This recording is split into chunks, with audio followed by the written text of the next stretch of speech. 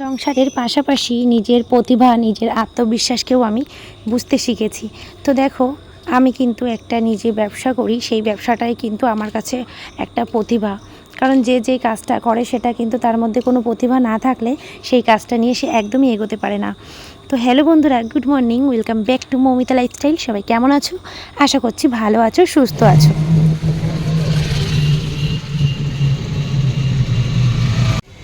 বৃষ্টিতে পুরো কাদা কাদা অবস্থা।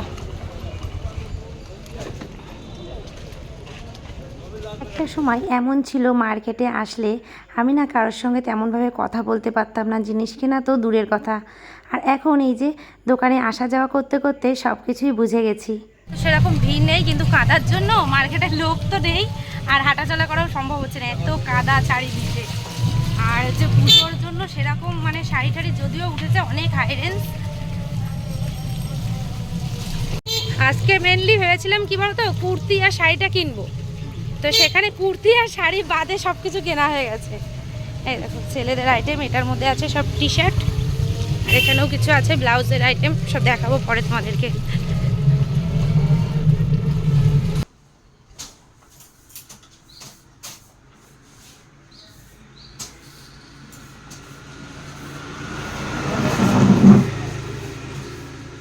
বাড়িতে এসেই আগে দোকানটা খুলে দোকান ঝাড় দিয়ে নিচ্ছি, কারণ দোকানটা যেহেতু খুলেছি দোকানটা ঝাড়ু টাড়ু দেবো, তারপরে এখনো ব্যাগটাও রাখিনি আমি।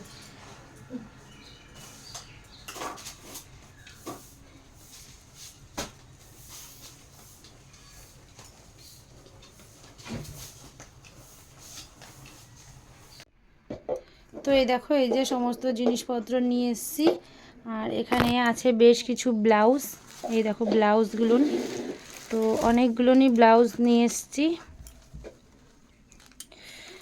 আর শাড়ি তেমন কিছু আজকে আনিনি, শাড়ি আনবো পরের দিনকে গিয়ে। এখানে আছে সব ব্লাউজ, এটা আছে কুর্তি, এখানে আছে বাচ্চাদের ড্রেস, আচ্ছা এগুলো সব ব্লাউজ, এখানে আছে বাচ্চাদের ড্রেস, আরও আছে ওই যে ওদিকটা আছে ছেলেদের টি শার্ট।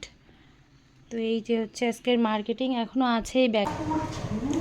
বাড়ি এসেই হাত মুখ ধুয়ে নিয়েছি, ওদিকে দোকান খুলেছি, আর এই যে ব্রেড নিয়ে নিয়েছি, এর মধ্যে শসা আর পেঁয়াজ দিয়ে গোলমরিচের গুঁড়ো দিয়ে খাচ্ছি, ভীষণ খিদে পেয়ে গেছে।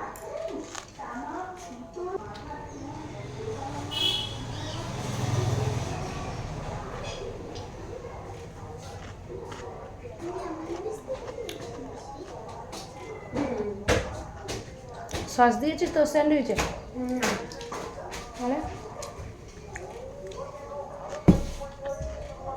মেঘলা আকাশ, পুরো বৃষ্টি আসবে, সারা দিন রাত বৃষ্টি, ভোরবেলা থেকে বৃষ্টি শুরু হচ্ছে।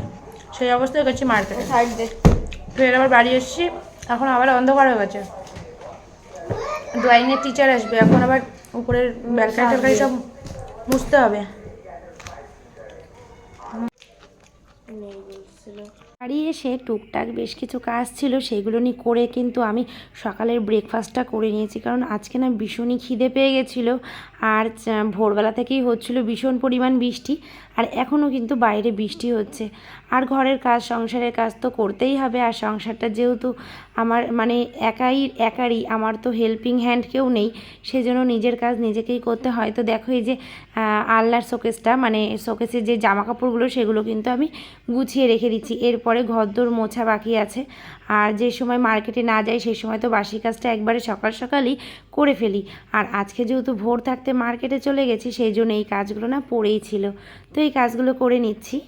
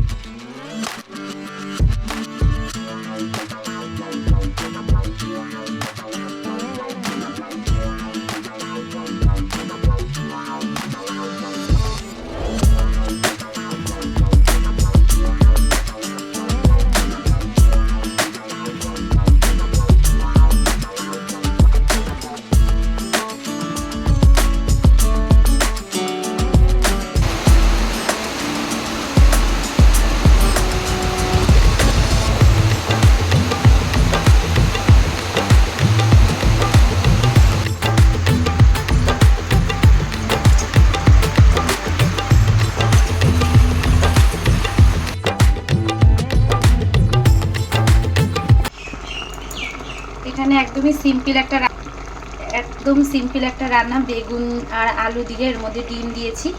তো একদম সিম্পল, কিন্তু খেতে কিন্তু অসাধারণ হয় গরম ভাত বা রুটির সাথে। এটা একদম দারুণ লাগে খেতে। তো আজকে দুপুরবেলাতে আমি এটাই রান্না করলাম, আর ছেলে মেয়ের জন্য ডিম করবো। আমি দিচ্ছি একটা একটা করে, ফেলে দিস না, খেতে পারবে না। এনে দেবে কামড়ে বা সরে আয় তুই।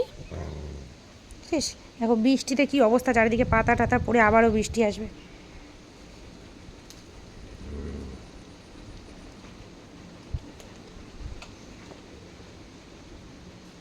আজ যেহেতু শুক্রবার ছিল, প্রতি শুক্রবারেই কিন্তু আমাদের বাড়িতে ছোটোখাটো নাম কীর্তন হয়।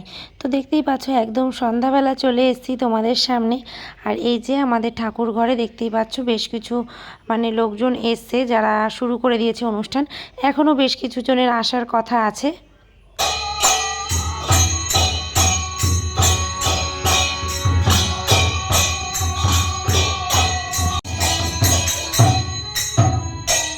দেখো এই যে সন্ধ্যাবেলাতে ছেলে নিয়ে এসছে সঙ্গতি স্টেশনের পাশ থেকে একটা রেস্টুরেন্ট, ওখান থেকে নিয়ে এসছে চিকেন কাটলেট।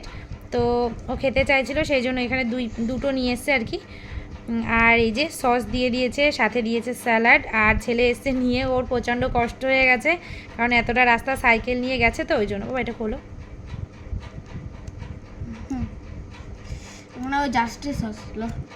কোথায়, সঙ্গতিতে? হ্যাঁ, তুমি একটু যেতে পারতে। আমি ভাবছিলাম দাঁড়াইনি। কেন দাঁড়াওনি? দাঁড়ানো তো উচিত ছিল। কেন? জাস্টিসের জন্য যখন এত কিছু করছে, একটু দাঁড়াতে পারতে না? তো চলো একটু খেয়ে দেখি কেমন বানিয়েছে। ভালোই তো। তো চলো একটু খেয়ে দেখি কেমন বানিয়েছে। সবাই খাও। ওটা আমি নেবো, আমি সব ভাঙাই খাবো। নেতা ভাঙা। তারপর চলে এলাম একদম রাতের বেলা রান্নাবান্নার দিকে। আর এই যে আজকে একটুখানি বেগুন পোড়া করে নিচ্ছি, বেগুন ভর্তা করে নেব রাত্রেবেলা, আর করব রুটি।